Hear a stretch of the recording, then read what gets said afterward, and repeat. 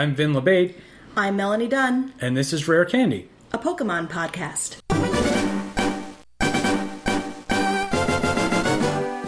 Hi everybody, this is the first episode of Rare Candy. It's a brand new podcast, and we're going to play Pokemon from the very beginning. Almost the very beginning.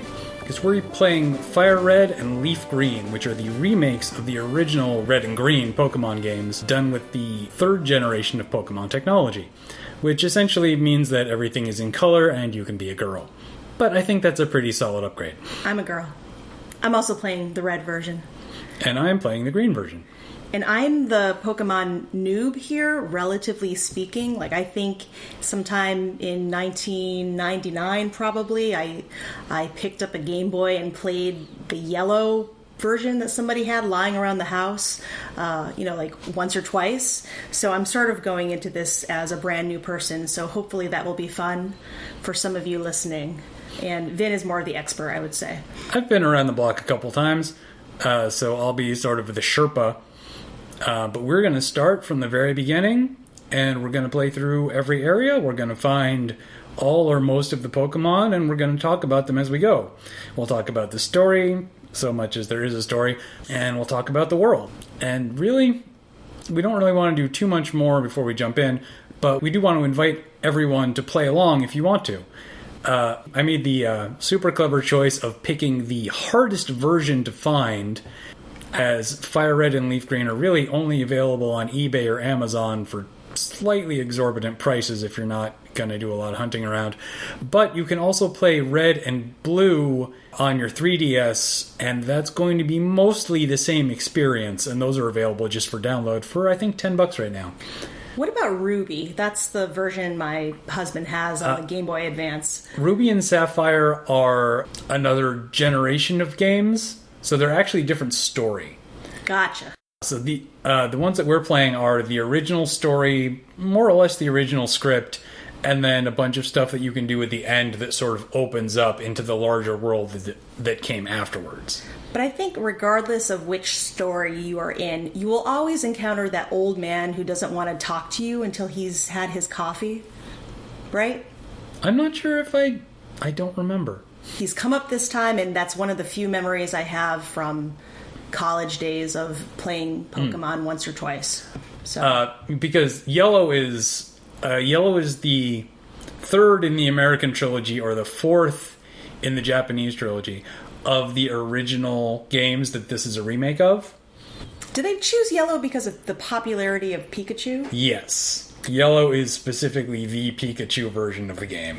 Yeah, and I think we're going to talk a lot about that other kind of fun stuff, the history here, the difference between Japan and encountering this game in the U.S., and the culture and card games and other fun stuff that has come up around the game itself. And with the anime, which I believe you had said you had never really watched the anime, whereas I watched a lot of the anime. I've never watched in any kind of order.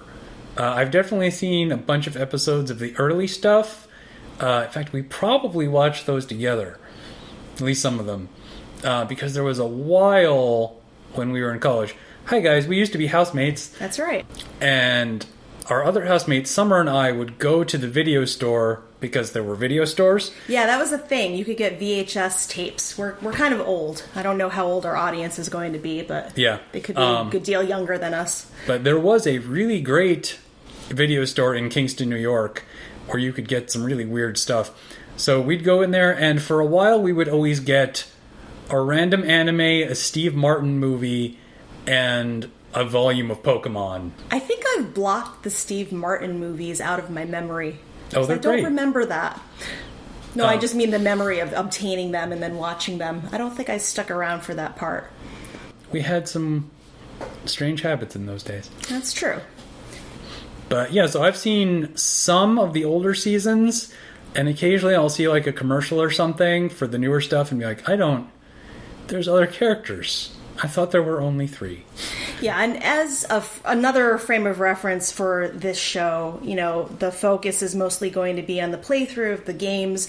But if you happen to be a parent out there listening of young children or even teenagers or older children, you may be interested to hear some of my experiences raising two girls who are now 6 and 4 years old, and they are into Pokemon as well via the Netflix rerunning of the original, what they now call Indigo League, which I was like, did they just call it that later on? But whatever originally aired in the US, dubbed in English from the Japanese, they have that on Netflix. They have the later series, and my kids are into Pokemon now, which is really fun for me. So we're going to talk a little bit about stuff for the kiddies as well. Yep, so welcome aboard. Feel free to play along. We'll be taking a pretty slow pace, especially now here at the beginning, where the areas don't necessarily have a lot of what you'd call content, but we'll be using that to establish a lot of the basics of the game. So let's get started. When you first start the game, you'll get a nice chunk of intro text, which doesn't tell you a whole lot, but does establish the stated goal of the game, which is to achieve personal growth. So that's what we're doing. We're going to grow as people. Welcome aboard, guys.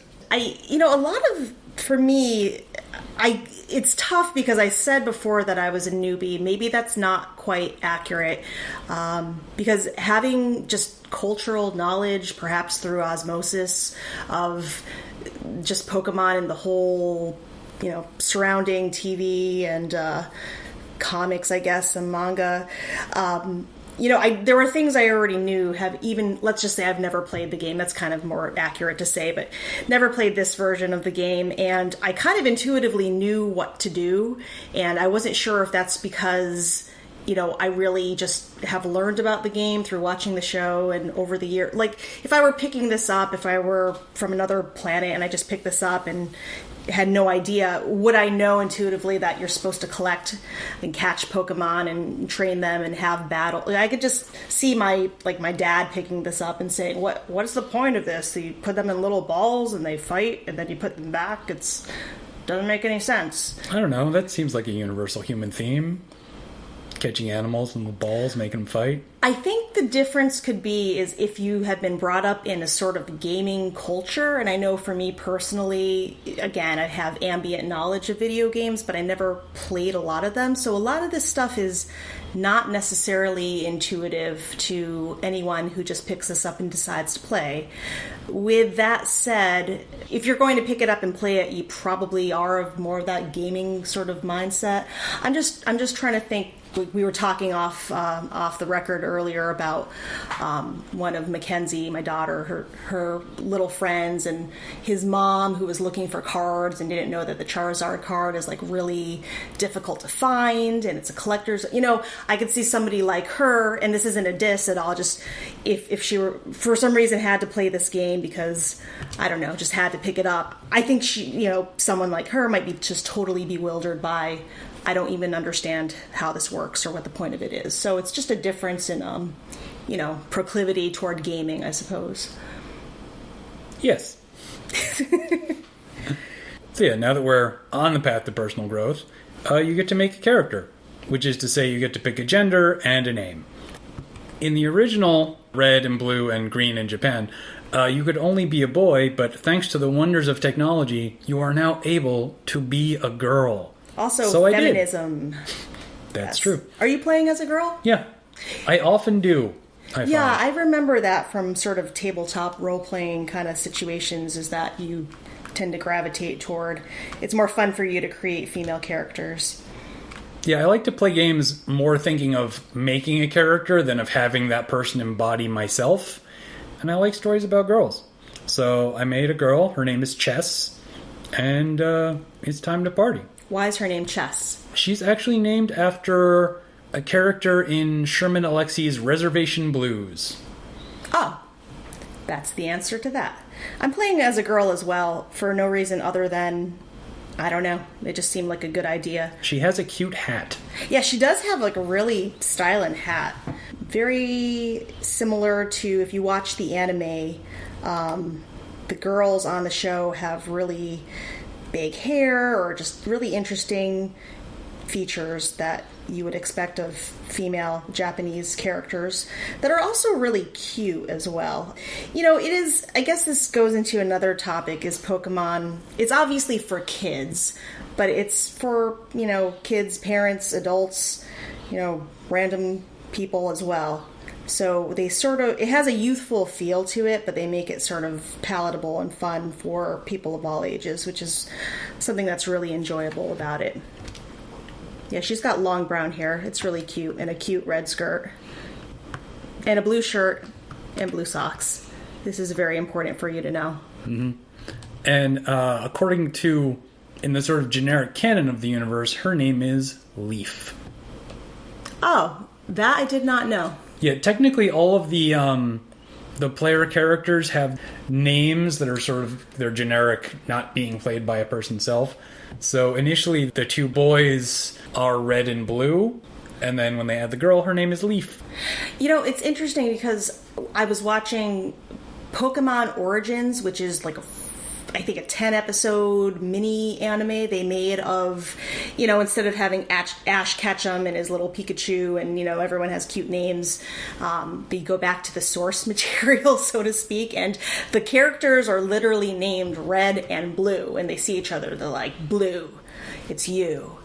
It's just kind of weird, but, you know, you get kind of used to it. But no, I did not know that about Leaf Green and Fire Red. Is that what I'm playing? Yes. Yep. Fire. Is there a character named Fire? I don't think so. What is the boy's default name? I think the boy is just Red, because this is a remake of that original story. It's the same Red. Yeah. Red Classic.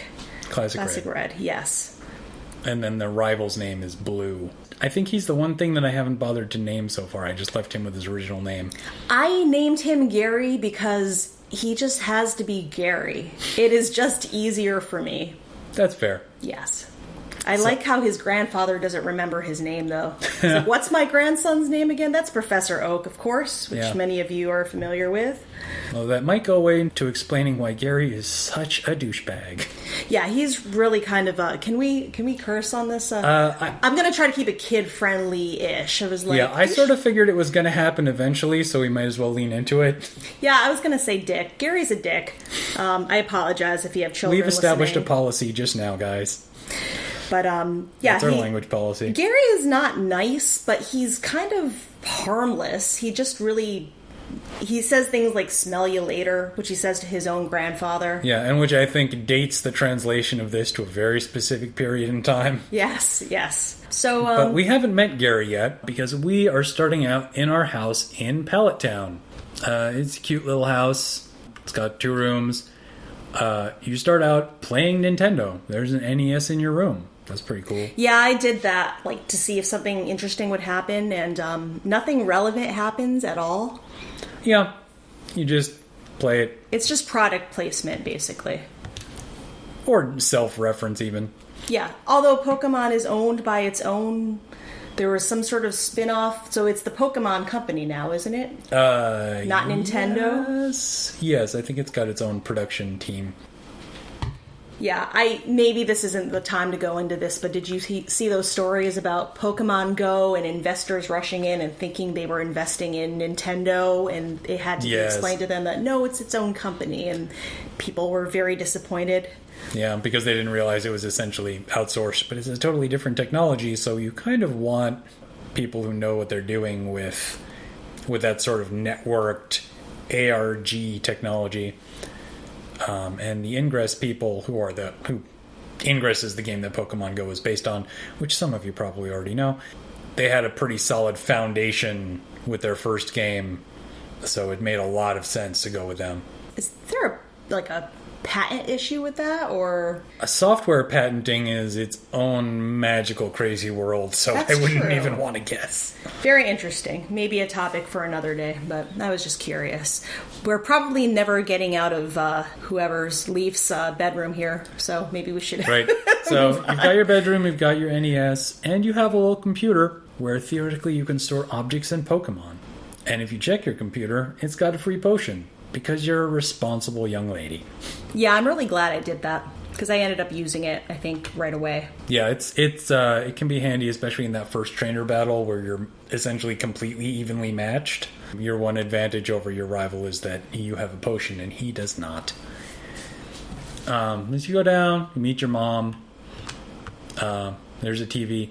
If you look at the TV, it is playing one of two things. If you're a girl, it is playing The Wizard of Oz. And if you're a boy, it is playing Stand By Me.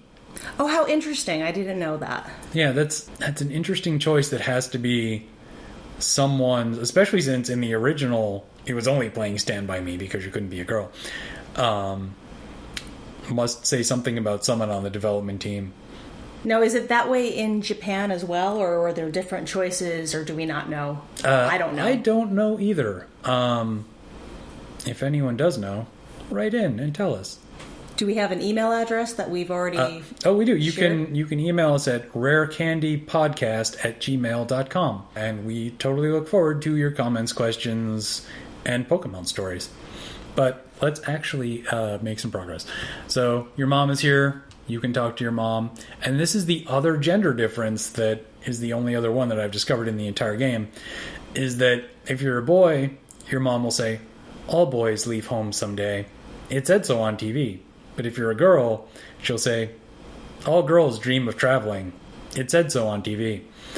And that's firstly kind of a funny thing to say, Mom. Are you feeling okay? But also, does that speak to gender roles? Or does it just speak to your mom's backstory and how she feels about her own life?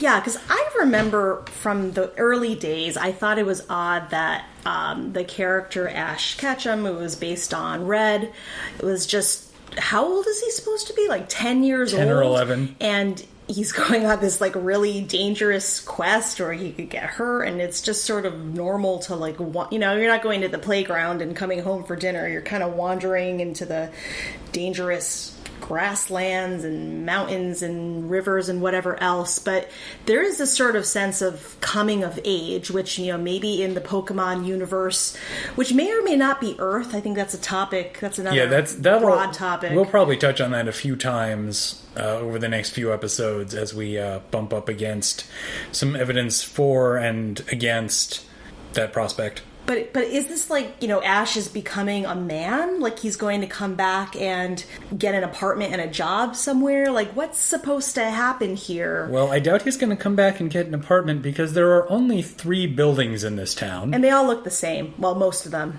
Yeah. There's your house, there's your rival's house, so you can go and visit his much nicer sister. And she's very helpful. And then there's Professor Oak's lab. Your mom has already told you that Professor Oak would like to see you, so you can head over to his lab now, and he's not there.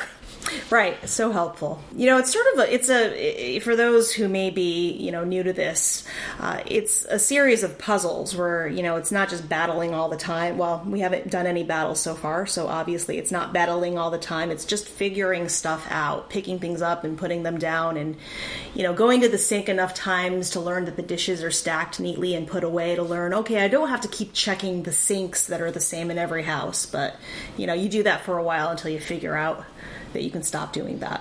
I wonder how many people just skip all this stuff and they miss the potion in the computer and all of that. Which is another interesting thing, to get the potion from the computer, like out of the hard drive. I don't know, but anyway. Yeah, today we can just say 3D printing technology. But back in 1990, whatever, that was just made up video game technobabble. Yeah, and even a 10-year-old wouldn't have 3D printing technology in her bedroom, even today. You kids don't have a 3D printer? No. Oh. They don't. Well, back to what we were doing. Yes. You can poke around town for a bit and, read the signs, talk to your neighbors who really don't have much to say. And also, now that I think of it, don't have homes, because we're out of buildings, but there's still a couple dudes just chugging around town. But Professor Oak will appear to you if you try to leave, because you, as a young lady, are not equipped to leave town all on your own. So he'll jump out and tell you that you should not enter the tall grass because it is full of wild Pokemon.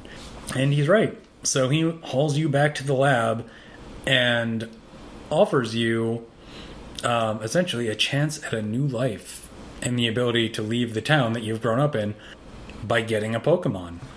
Now, it's interesting because I'm just looking at Vin's screen because he's doing the playthrough from the very beginning, and I've just kind of paused my game here in the midst of it. But I see one Pokeball on the table. Have you already done this part in this playthrough? I have. I spent about 10 minutes before we started recording just walking back to Pallet Town from my position much farther along. So I'm just sort of using this as a way to keep track of things.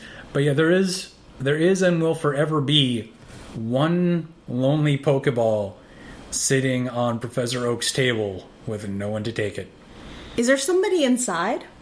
Isn't there Squirtle or Charmander or somebody in there? In this Pokemon, in this Pokeball, there is a Squirtle. And in yours, there's a Bulbasaur? Because we have picked our Pokemon. And I did as I have always done and always will, and picked Bulbasaur because it is my favorite of the starters. And probably my favorite of like all the starters series wide. And you picked...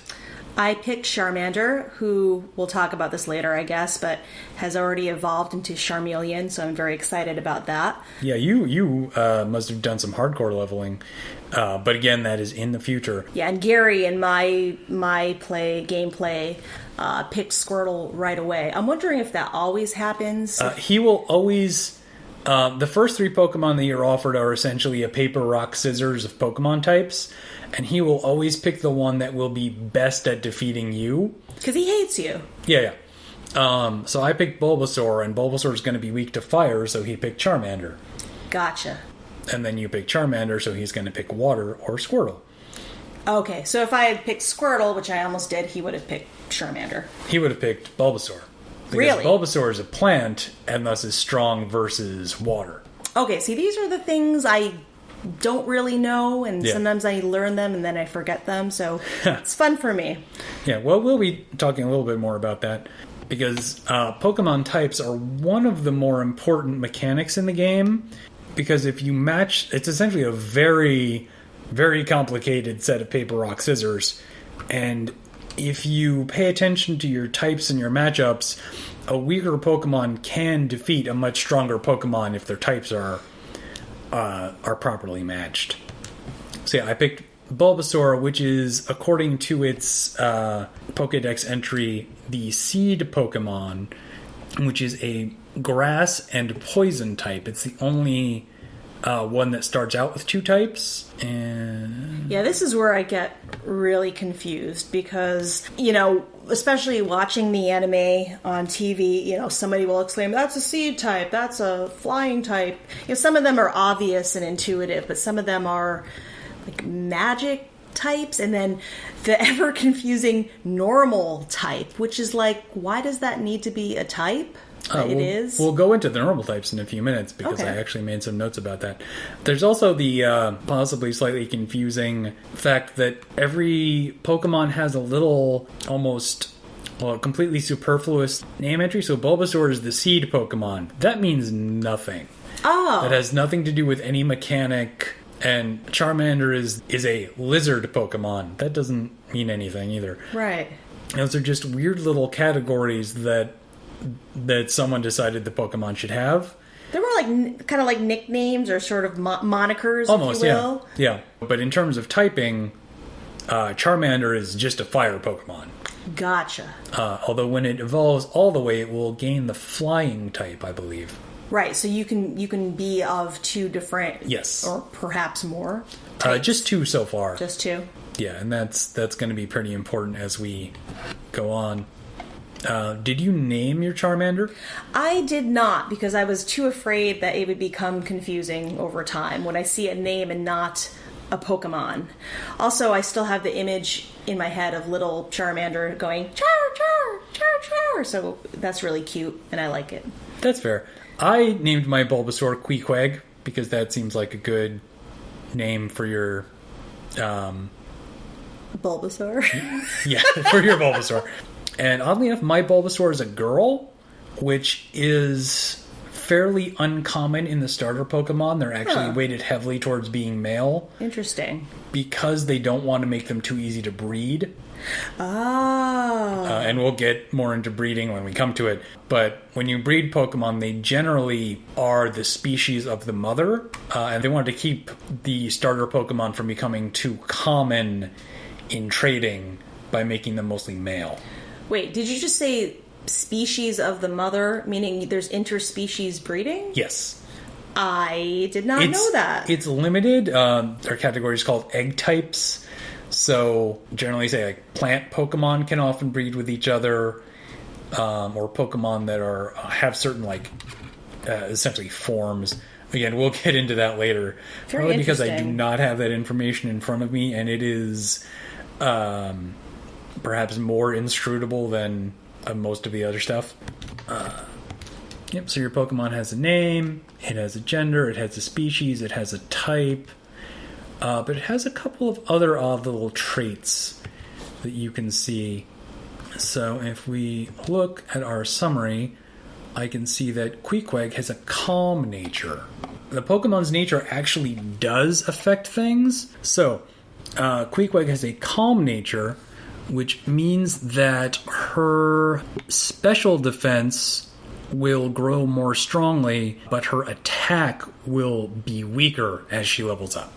Now, you might want to tell everyone what you're referencing here. Yeah, there's a whole chart you can find online. I'm using the chart at Bulbapedia, which is a really great and very in-depth Pokemon resource. But yeah, every Pokemon has a nature that influences their strengths and weaknesses as they level up. Now, I know these are remakes of the original Red and Blue, but how old are these? Are old games? Yep. And some of these are newer mechanics that are present in Fire Red and Leaf Green but weren't in the originals. Yeah. Like, I don't think you could breed in Red and Blue. Yeah. No, I just think it's and interesting. I'm not sure they had natures. Well, what I'm getting at is when these games were new, or at least newer, how did people... It just took a lot of people playing through a lot of times to come up with fancy charts like we now have on Bulbapedia that we can conveniently look up while we're playing. Yeah, this was the kind of thing where in the olden days you'd have to, like, track down this information from the one guy who bothered to put it together through data mining and endless practice. Yeah, I just find that fascinating. And I'm sure it's changed the nature of gameplay as well. Definitely. And you were saying your Charmander is impish? Yeah, I think Charmander has been impish since Charmeleon was Charmander. And, I thought that was just part of the species. I really just didn't give that much thought. So I had no idea that you can go to Bulbapedia and look up these traits. So he will end up having better defense than your average Charmander, but a slightly weaker special attack. That's going to be interesting because special attack is kind of an important skill for a fire type because they have a lot of special stuff. But he'll be a little bit tougher than his kin.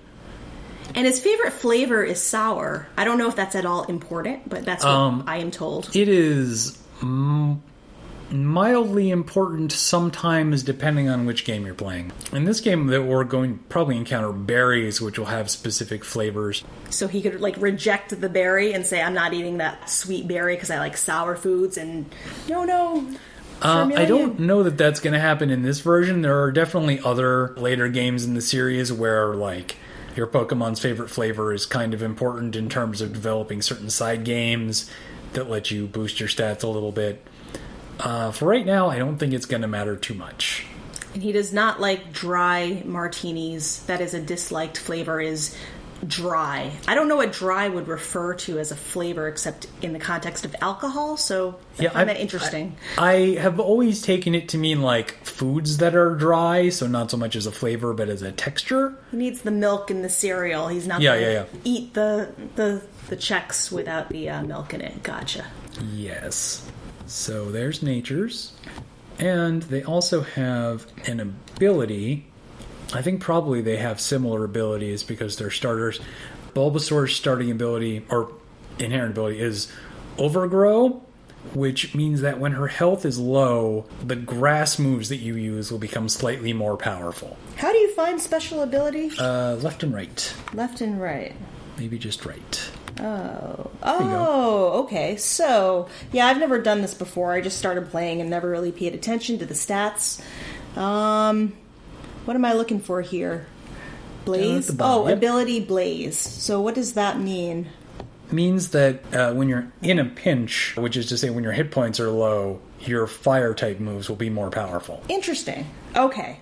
Now, this goes back to the Bulbapedia chart where, because of my Charmeleon's impish nature, something about his special... Oh, no, that's something different. The special attack. This is where I get lost. I just hit buttons until I defeat somebody. So they all the Pokemon have attack, defense, special attack, and special defense, which basically differentiate between physical type moves where you are, hitting something with your fiery tail versus special moves where you are breathing fire upon, like magical type special abilities. If you're listening to this thinking, I am not following that at all, neither am I. I mean, I am... Again, through osmosis, as I tend to do. All this will make a lot more sense once we actually start using it. Right, and until then, you can enjoy playing the game because it is really fun, and you don't need to know all of this stuff. I think that's what scares a lot of non-gaming types, I guess, your NPCs, so to speak, away from games, where they think, well, you need to do all the research and understand. You don't really. You can just pick it up and start playing it. Yeah, there's a lot of numbers and mechanics in Pokemon that aren't really important in your basic playing of the game. Speaking of which, let's play more of the game, perhaps? Oh, yeah. So we've gotten our Pokemon, and then we're going to get jumped right here in the Pokemon lab because our rival wants to have a fight. As we mentioned before, our rival has picked the Pokemon that we are less good at dealing with. However, they are both so undeveloped at this point that it doesn't matter because none of them have any typed moves. So Charmander doesn't have any fire moves, Bulbasaur doesn't have any grass moves, Squirtle doesn't have any water moves. It's essentially just tackles and scratches and leers and tail whips.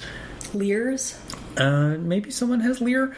So the two types of moves that they're starting out with are basically one move that hits things and one move that lowers stats. And this is sort of a little lesson that the game is giving you about these two types of moves. In this situation, you're kind of better off just using your attack until your opponent passes out. But there will be situations, and we'll see some of them as we head out, where those stat-changing moves can be used to good effect. But right now, you're just in a little contest to see who can hit faster, and that one potion that you picked up might save the day. Oh, really? Interesting. Because I defeated Gary's Pokemon right away, and I thought to myself, does that always happen, or does anybody lose to him? It's entirely possible to lose that fight, which is part of why there are very low consequences to doing so. Like, I think you might lose 80 Poké-Dollars.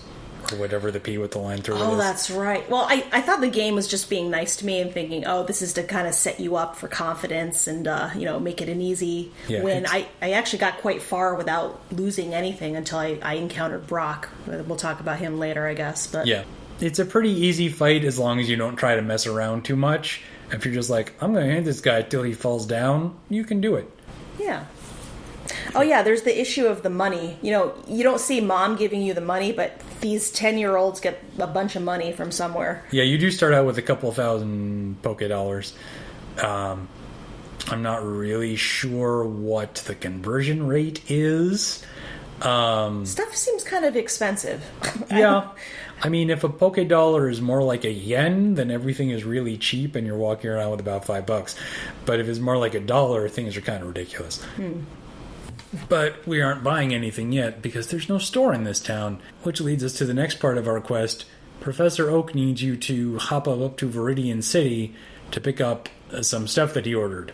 Because, again, there's no store in this town. Yeah, although you don't find out that you're picking something up for Professor Oak until you start talking to the store clerk, right? That was my experience. I think that's true. Yeah, so you leave town, you enter the tall grass, and you're on your way up to Viridian City, but you're going to have a couple of fights on the way, because there are Pokemon in the tall grass. And here's where we're going to encounter everyone's favorite nuisance Pokemon, Rattata and Pidgey. Rattata being a mouse Pokemon and Pidgey being a tiny bird Pokemon.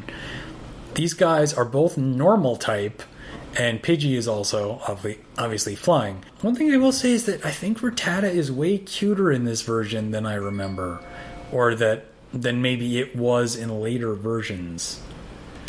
Because I fought my first one, I was like, oh, that's actually kind of cute. Maybe I'll use him a little bit. But we can't catch anything yet, so that's moot. But the wild Pokemon that you'll be encountering do have that same sort of mix of skills that we just saw, where they have just one attack and one stat changing move, but they can be a little dangerous. If you're not paying attention, that Rattata can crank its attack up all the way and kill you in one hit.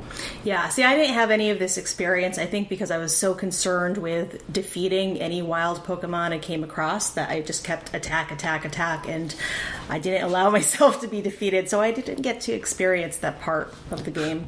You didn't get to experience loss. Yes, or death, as I know they don't really die, they just faint, but I'm always like, crap, I died.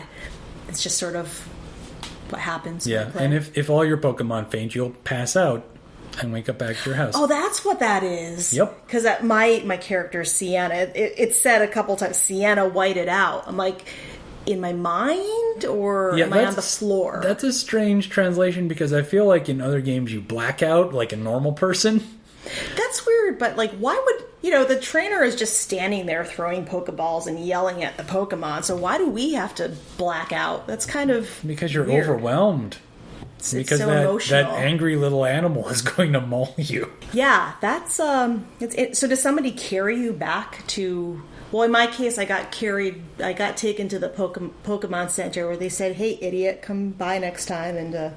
don't let your Pokemon get so drained. Yeah, I have to assume that the Poke World is full of good Samaritans who will prevent you from being mauled by a wild Pidgey, because you do always wake up at the nearest Pokemon Center or your mom's house. Yet there's only 3 to 5 buildings per town. Yeah. And a bunch of homeless people roaming around each town. Yeah. That obviously is a video game consideration, but people on the internet do like to... speculate about possible lore reasons why that could be. Some people like to put forward the theory that these games take place after a very large international war, which is why the population is so low. Not because you're playing on a tiny screen and it's just too complicated to cram a lot of people into a town. That could also be a thing. Yeah, interesting. Yeah, so presumably you make it past all the Pidgeys and Rattatas. Actually, let's take a moment to talk about the type that those two Pokemon share, which is the normal type, which sounds like it's not a type at all, but the normal type actually does have a couple of interesting traits, because it doesn't have a lot of strengths and weaknesses, which means that if you find yourself not having any Pokemon that are well typed to the things that are fighting in your area, a normal Pokemon might help you out. They take double damage from fighting type moves, because that is essentially what fighting is being better at hitting things than a normal thing is. And they do half damage to rock and steel types, because they're normal and those things are hard. And they have a particularly interesting trait where they take no damage from and do no damage to ghosts. Like in the real world. Yeah. Ghosts can't hurt you, they just haunt you.